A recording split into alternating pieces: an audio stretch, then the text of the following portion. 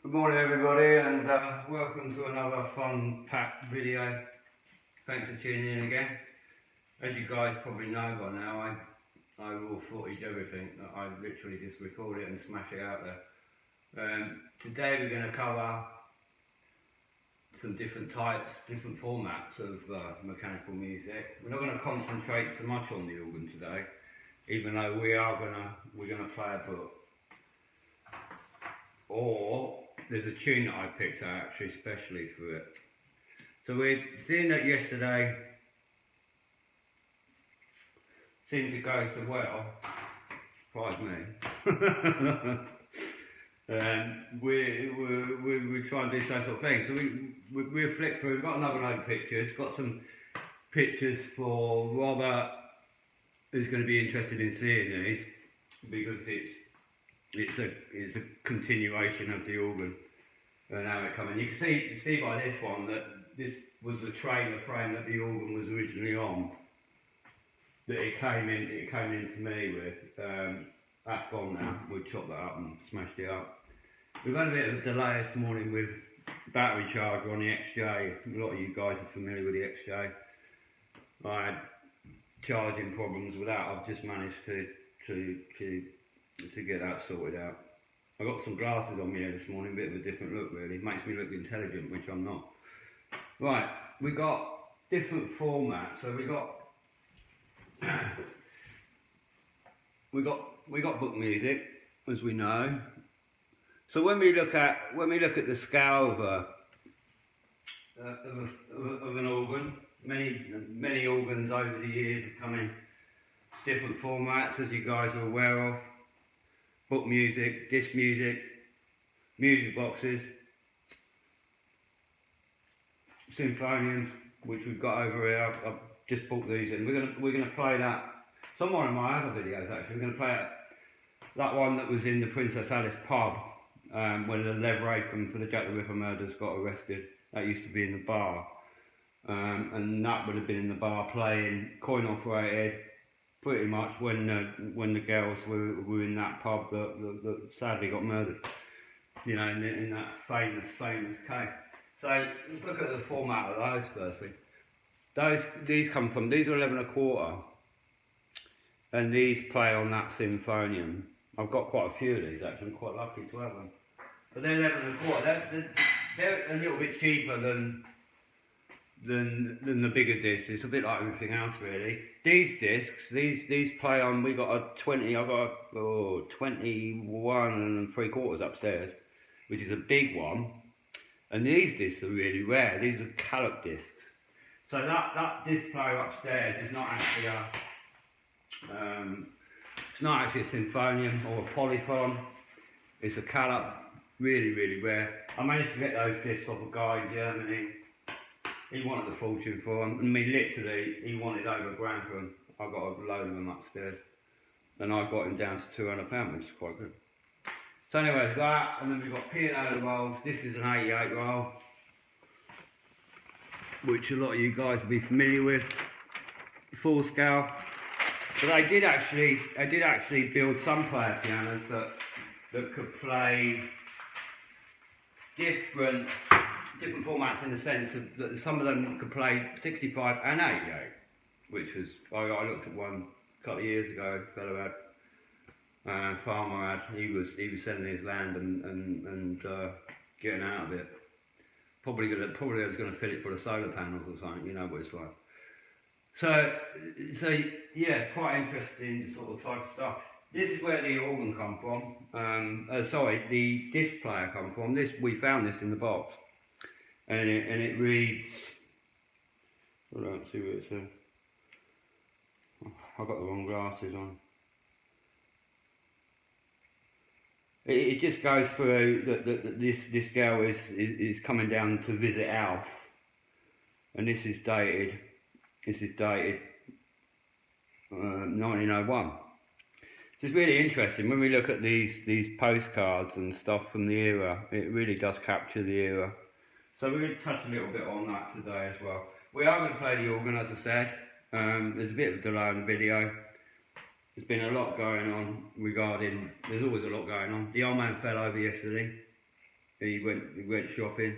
He's a stubborn old sod. He went out shopping and fell over and banged his head. So he's he's lost his confidence a bit. He is 94 years of age. So and an old war veteran.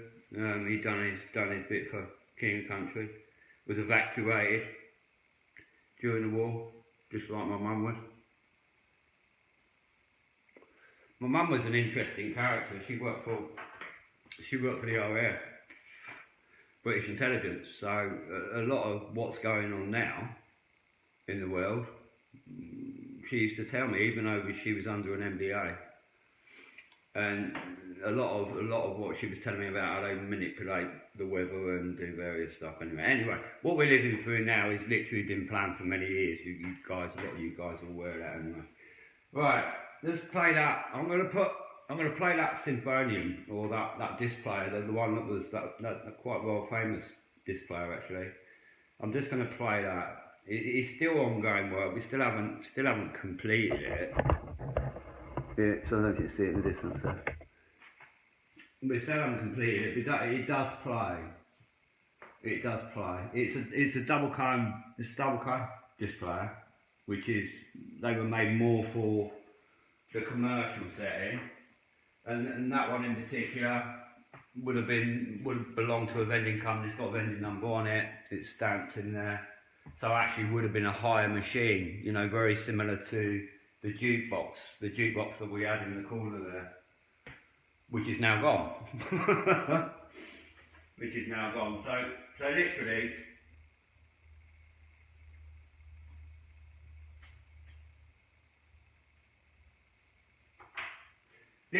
that is a wall box from the 1800s, a wall jukebox really.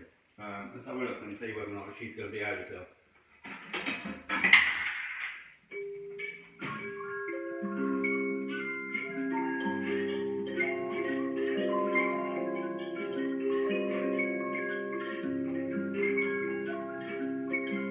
I don't know if you can hear that alright.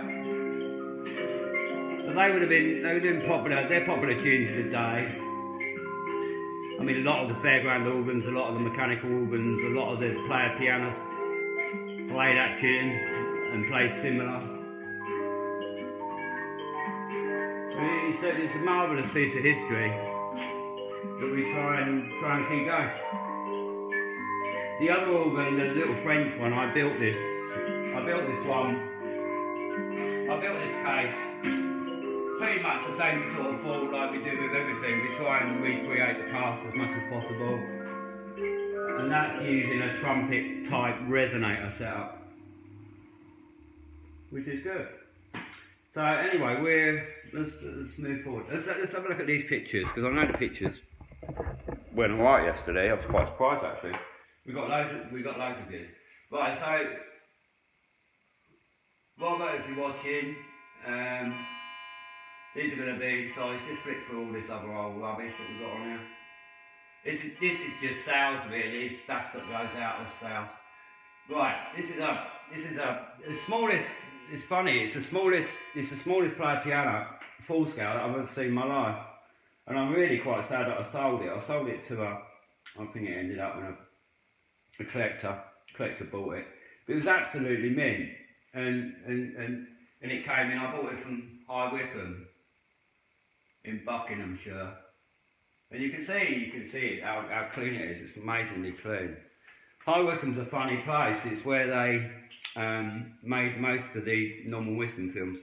Gainsborough Studios, because they were on Gainsborough and going on from Gainsborough, because they were on such a tight budget in those days, they pretty much used all local locations. And High Wycombe, where they done the one about when he was a milkman. I mean, I guess you guys are familiar with that. They actually, the hill scene where they done the bottles was actually in High Wycombe. So they used to film, the film companies, they're tight budgeted, they used to film mostly location. Even like the Will A films and some of that stuff was never filmed in Ireland. You know, Buggles Kelly, I don't know if you've seen the one about the train, which is quite funny. Buggles Kelly doesn't even exist, I don't think.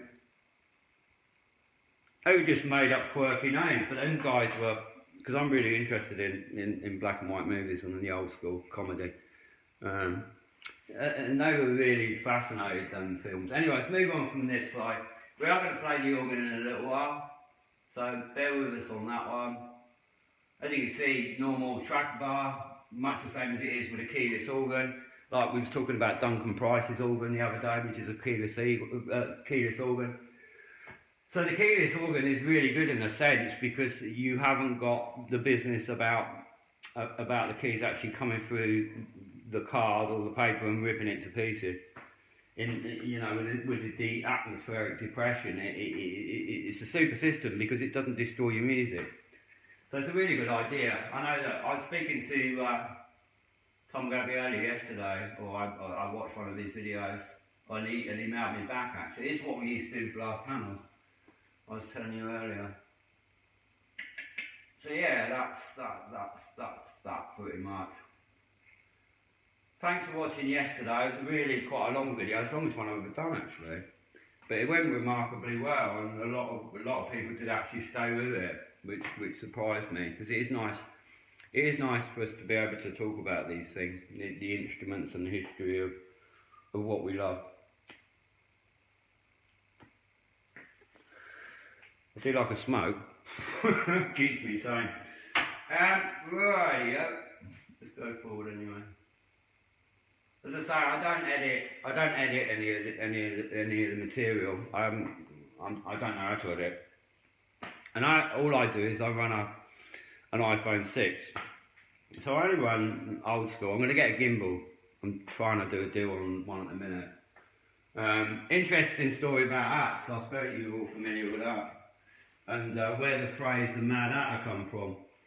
Because they used to use mercury. I guess you guys are familiar with it. But that's an original, that one actually. They're fascinating, aren't they? And they used to use mercury in where they used to manufacture hats. So a lot of the guys used to be as mad as that is, and I guess that's where it comes from. Right, moving on. Here we see the organ in white. We've done the lettering at the top, orchestra foam, so it's coming along. That fair organ figure that's on there, I sold that one. I bought that off of, I can't remember, it was a website anyway it come from. And it was alright, I wasn't really that happy with it, even though it was quite a large figure. So I sold that recently on eBay, that's gone now. But that'll probably turn up again if anybody's interested in that figure. It's quite a nice figure actually. But it's not a motorised figure, it's just a standard. Nobody's motorised it, but you could motorise it, you could do quite a lot with that. I used to work a lot with, in future videos going, I used to work a lot in automata. So I've done quite a lot of restoration on automata, singing birds and various sort of stuff. You know how it is. Anyway, let's move forward because it's important. But we've got so many pictures. When you see that condition, that play piano, it's absolutely gorgeous.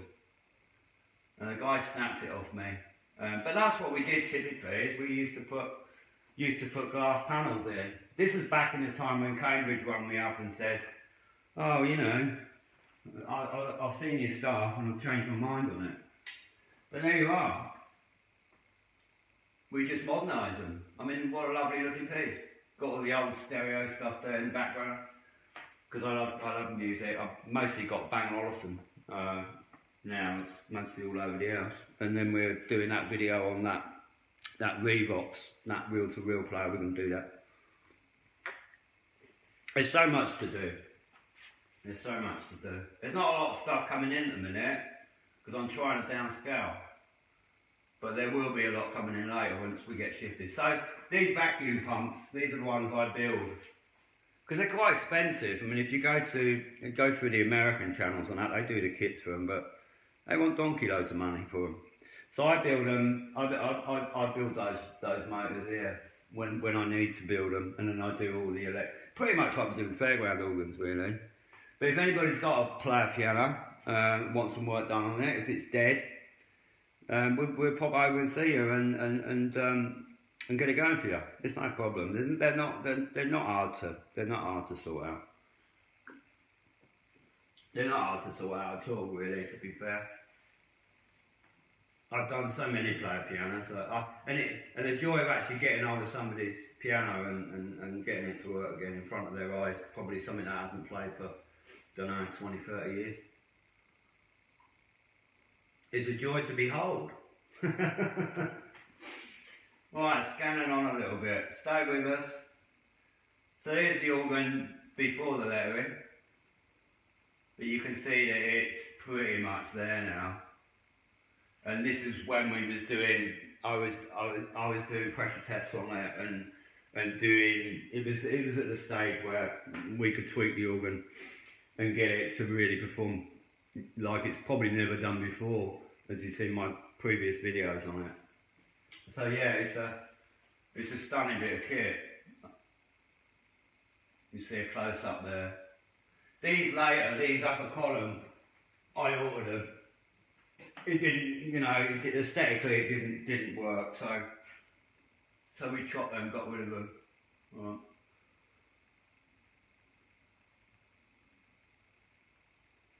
Where are we?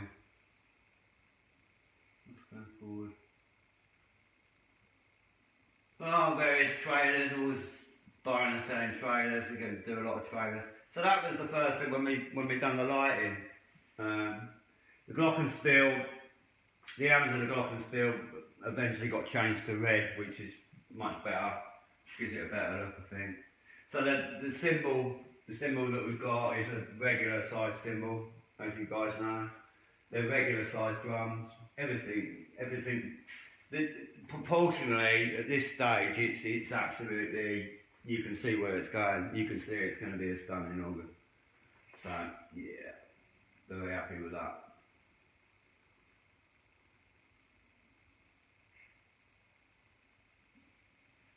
Right, so we're beginning to think about paintwork, artwork, and just striping it just to get scale of it. The idea of the red work is just so that you can proportionally look at the organ. When you add red to white, you can get a more visual picture of where you're going to go with it. So that's why we do that. I do a lot of that sort of lining work here.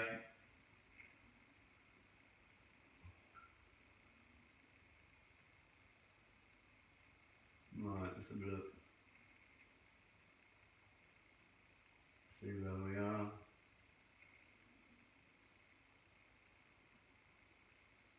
Bear with me, if you don't mind.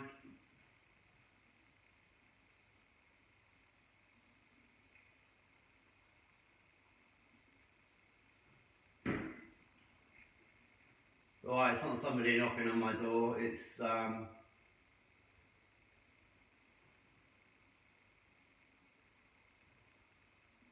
right, so here we're beginning to throw a little bit of colour at it, just to get it's a bit like looking at a grid, really, that you lay out the outline of the forms, where you're going with it, just to give you a definition. So it's the contrast. That's how I operate anyway with doing artwork. Is I lay down pretty much an outline, a bold outline, so that you can visualise what you wanna put into it. So that was quite good. Anyway, we're going to play that. Stick with us. We're going to play that tune in a minute. All sorts of rubbish going on. Nothing major. As I say, I don't edit any of the videos. I literally do them raw. But at the end of the day, it's much better for me to do that. It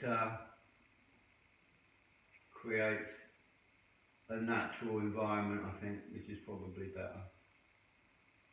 Where are we? Oh dear. Right, no, okay. Bear with me a second.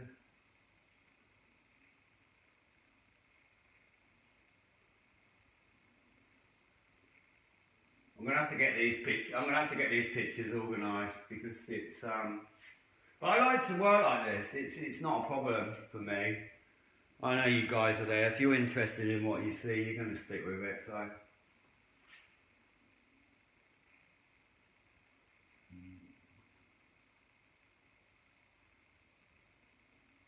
Well, I've done now. Anyway, let's stick with me if you can. It's quite important. These bits and pieces are important. So anyway, various stuff. And what I do is I put a presentation together of all the photos that we've got, because I don't want to leave you guys. We'll play that tune on the organ, and then we'll come back and have a little chat. I need to probably do a video where we're gonna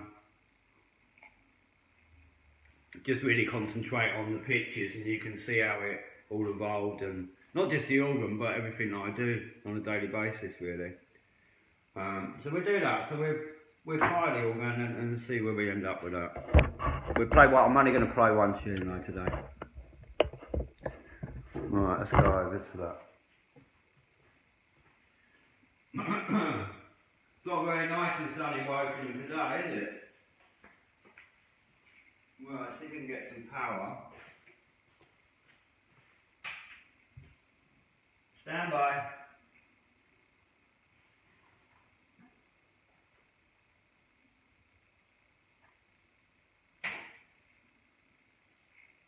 La la la la la la la la la la. Right. 2 seconds, I just got to load this and find out where I am.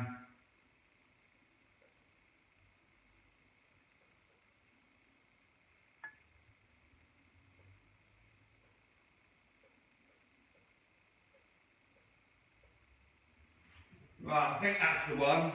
Because obviously, when you look at the MIDI player, they're not actually. Sometimes you get the names come up of the tune, and sometimes you get a number. So you have to read it off the number. So I have to remember. I know it was 013. So anyway, it's an interesting tune in the sense that it's quite a modern tune actually. But it really does captivate the organ's capabilities of playing frequency notes. It's not one of my favourite tunes, but it demonstrates the frequency of what the organ can do. So the same way that we use the resonators on that little French organ, which actually do work really well. It's like a soundboard really. So organs. Mechanical music is all about, as you know, it's all about frequency and building them actually almost like a soundboard, you know, like a music box. If you can get that organ to resonate, then it'll produce good sound. And it's getting that. I got a frequency meter, so when I actually built the organ, I'd run a frequency meter on it and see on the case and do a register on that and just see what its frequencies were compared to a grand piano to get it to resonate. Because obviously grand pianos are very, very expensive, as you guys know, or they were in the day, extremely. Most people just had an upright piano back in the day.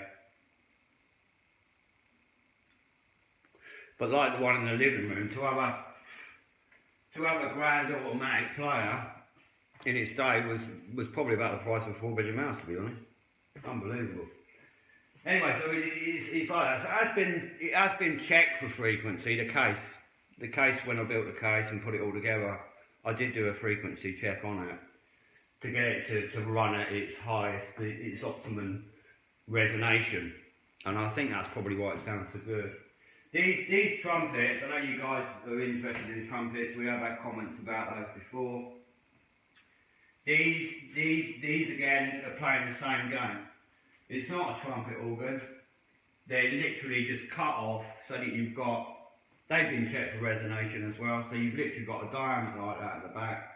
So all the sound that comes up from the pipe resonates out. That's why you get that, you almost get a trumpet sound with it. So we use it the same sort of way really, because sound is only frequency. We know that, don't we?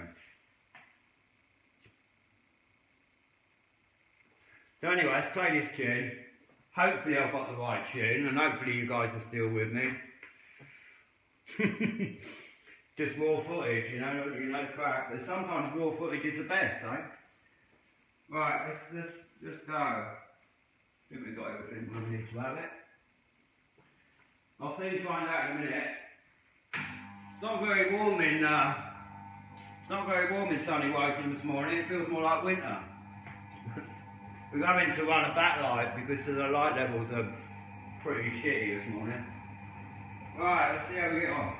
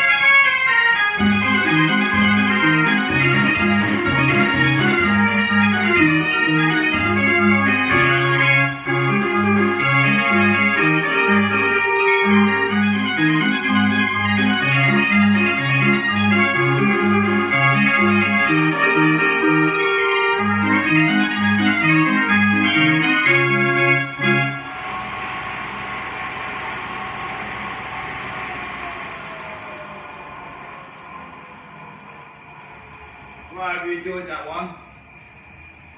I got the door open in sunny Wokingham because we're a little bit, so it must be a bit loud out there this morning. Because we're charging up recharging the battery on the Jag, on the XJ, the silver one. Just turn off some lighting. Right, I hope you enjoyed that. It gives a demonstration. I can't believe how cold it is. It's just like a jacket on. It does demonstrate its frequency range. Its frequency. I mean, when Robert actually takes full control of the organ, he realises what a thing it is. You can't really. YouTube say to me that they have to turn their volumes down because it peaks so high. You know, it's incredible really.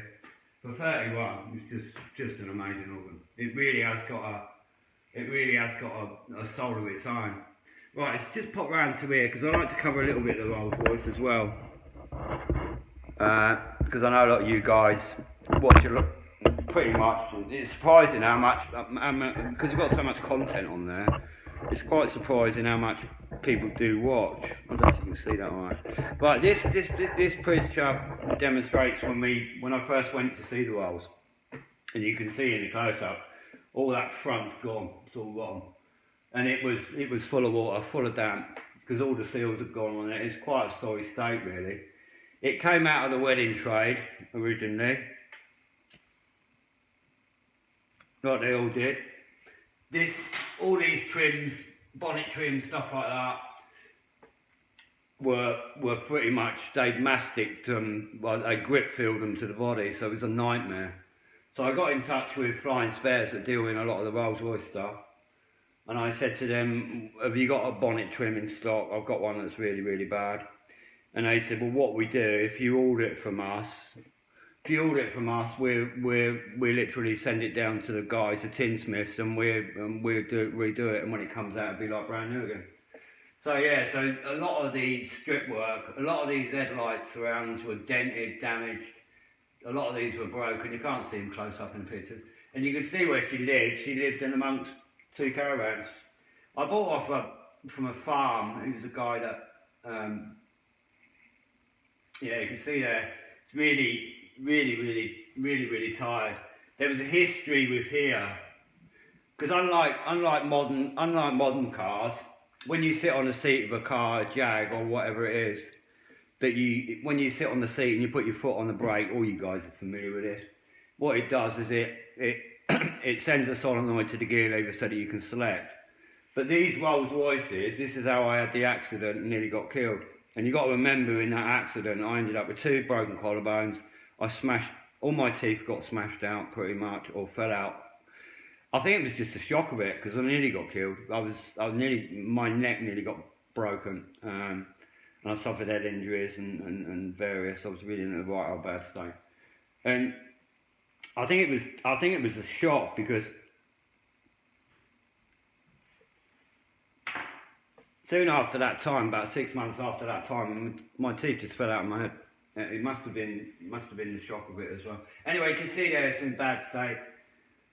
There's been a history here, so it's probably done exactly the same thing as it done to me in its history, and it's probably run away. That door's got bent back and it's bent down this section. If you looked at it close, you could see that this door had been flipped out. We've still got to do some work on the door. And you can see in the picture it's still got the blue vinyl roof at that time, but it's really tired. Really tired. There was rust issues with it, but what we did is literally the iconic grille, eh? I'll tell you what, it's quite an interesting story about those grilles as well. Because if you stick that on a full Cortina, Rolls Royce will get hold of you and sue you. That's how serious that bit of kit is. You cannot. I know when they done the Lady Penelope car that they stuck a Rolls Royce grille on it, and Rolls Royce turned around and said, "Look, if you don't remove the grille from the front of the car, we'll run you through the courts." And that's literally back in the days of these cars. If they broke down on the motorway, they got 2 sets of points on them as well. And they're really quite reliable. They were really reliable in their day. But if they did break down, they used to have to cover them over, waiting recovery. So that was another thing. But back in the 70s, these cars were really iconic. Yeah. So there's a picture. There's the Range Rover still got the Range, and that's looking down the bonnet. You can see that trim. it's a right old state, so. But we got loads of pictures on the Rolls Royce. There's absolutely loads. There's the original receipt for it, and you can see there. It was commissioned. Well, they started building it in '68, and you can see that it went out in. So it was registered '68, and it went out the 1st of the 1st '69, and that's the original. And you can see there as well. That's quite interesting. Colour, garnet, interior beige, Dunlop black tyres, and it's dust grey. So it was dust grey most of the body, and then they used to put a section down the side of it which would have been garnet, which looked really horrible actually. But anyway, the colours are going to go back to, well, they're going to go silver mink and a gloss black roof with 3.5-inch white wall tyres, so it's going to look stunning when it's finished. But we're going to go back in time a little bit with it. There it is when it came to me, covered over. See the snow there? Sheeted over. We sheeted it over because it was literally leaking water everywhere. The floors were absolutely rotten with water. And what it was, all the seals, all the main seals for the roof and the boot, all the drains were blocked, and it was literally just filling up with water. But that's all been done now. We've done all that. So it's been gone through. You see her there with the double headlights.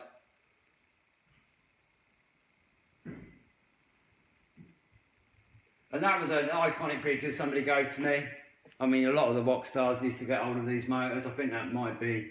That's either somebody from Mark Bolan's lot, or something to do with David Bowie.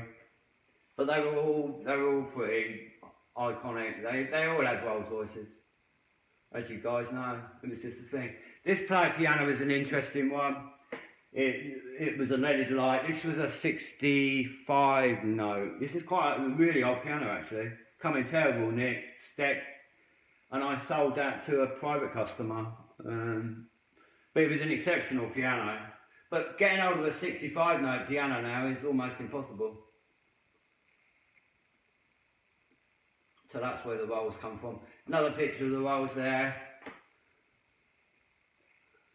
Another picture of the rolls, tired. So what we did, you can see the damp on the windscreen, but the motor's just riddled with damp, and there's all sorts of issues. So you have to de-trim them all and get them right back to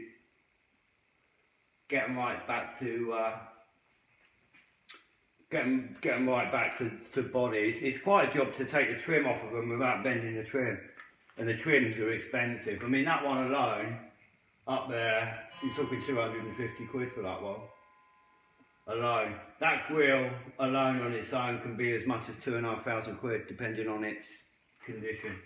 So this is why most Rolls Royces did get broken, because nobody really. So we started on it anyway, just to get it covered in really. All decay down this side as well, but it wasn't that badly rotten. See the Range Rover there. But it was a bit of a shock for the neighbours.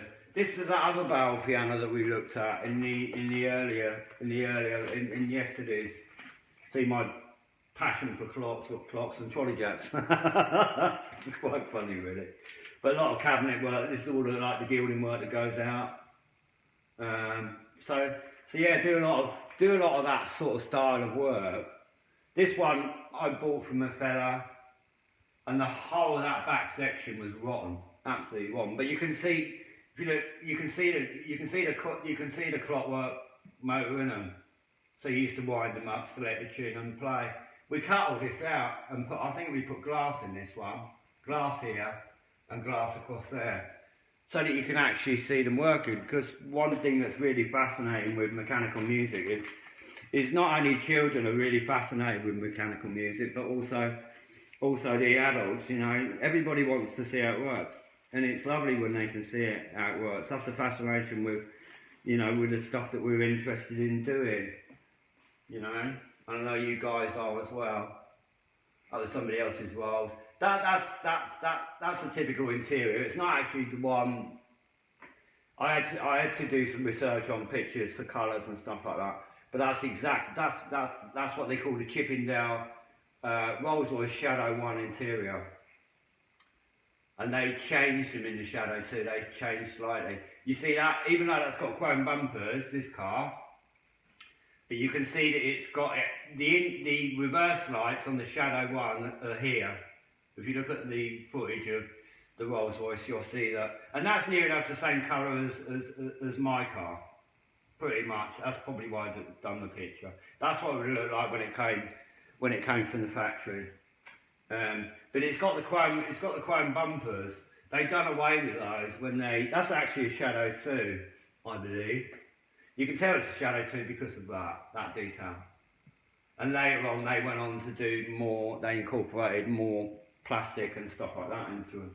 So that was quite an interesting change from Rolls-Royce. But they are, I couldn't believe it when I first went out and I bought the Rolls. Let's see if we can go forward a little bit.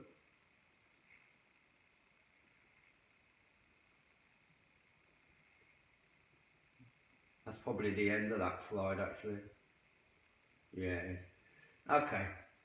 Right, I've rattled on a bit. I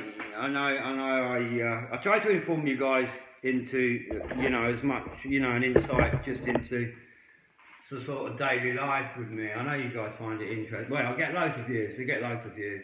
It's incredible. I don't get many comments, which is beneficial really to me, because you know what it's like. It's a very busy schedule. As I say, I'm not married anymore. I did have a missus, and I've had loads of girlfriends here over the course of time. I've been married 3 times, and it was quite a boring a day. But now time is taken up because of Dad and the dog and the cars and everything like that. I've had to look at things going forward so that we can get rid of some stuff. But to say the fairground side of it, I never lose that. But at the moment, I wanted to move the organ on because at the end of the day, I can't do everything. It's quite a job. And we've got a backlog of all the cars, so really, the money that's come off, because I don't work on a very large budget.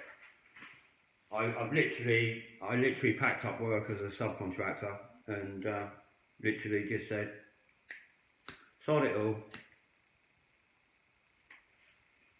I've got an house full of antiques and I can live off of it, and I have. And so far with the antiques business, I've had, I don't know, in the last year I probably had 15 grand profit out of it. So I've done alright really. But all that money that's come in with the organ and that will be invested in the cars. That's going to make interesting footage going forward, because hopefully we're going to be able to nail all those cars together in the next little while. Anyway, it's been a long video. I haven't looked at the time, but there again, I just like to inform you guys of what we're doing. We got that traction engine. We're going to try and do a pressure test on that. An hydraulic. I'm going to do an hydraulic test on that, and hopefully we're cold out. I don't know whether or not she's going to make enough steam or not, but it's a very nice put together engine. Hopefully it'll make enough steam, but I've had it running on 15 bar easy, so it might be right. If we keep the water levels reasonably low, we might be able to produce enough steam to run that engine. So that's going to be interesting going forward. And we're going to put a change drive on there and get it to actually take it out on the road for a fuck about there. Anyway, be interesting. Right, please. I think I've covered most. I tried to do a daily video. Hopefully the weather's going to get better and we can get outside and do a few things. Thanks for putting up with me and my rants, and well, not really ranting, just trying to sort of share what we do. Please like and subscribe to the channel. I'll get this one out as soon as I can, and I think what we do is we do an inventory of all the mechanical musical pictures that I've got, and there's stacks of them, and put them together so we can do a run through of that, because I know you guys find it fairly interesting. So, and then we can do the ones on the cars as well going forward. So all that restoration work pretty much is all documented on all the cars, which is really nice. And there's lots of other cars as well, also that have gone now. I had Roger Daltrey's XJS here. That was here. Well, we had that for a while. But when we actually looked at doing the rest, I mean, it was a really nice looking motor. It was a red one. We got some pictures of it. And I bought it. I was going out with a bird in Stratford-on-Avon, and she owned a pub. She owned a boozer, and I saw this XJS, and somebody says to me it's for sale. I bought it, and it looked alright. It looked good. But when we put it in for the MOT, well, before it went in for the MOT, we done a restoration assessment on it, and it was absolutely pig rotten. It was structurally shot to pieces. So I sold that to a fella. I sold it all. But so we went out and bought, because I missed the XJS. It was such a nice car to drive, and literally there was nothing on the road that could touch it. It was a 5.3 V12, and it was like a rocket launcher. I mean, you could be gone in 2 minutes. It was unbelievable. Anyway, we'll go into the history of the cars. We've had loads of motors. I've had loads of historic cars too, and motorbikes. Do motorbike work as well sometimes. Anyway, thanks for watching. Please like and subscribe, and we'll speak again. Thanks very much. I'll try and do another one tomorrow. I might do some car videos tomorrow. Anyway, thanks for staying with us. It's been a long one. I think, well, in 46 minutes. Anyway, just go into the segments and pick out what you want, and we'll speak soon. God bless and take care. Bye-bye.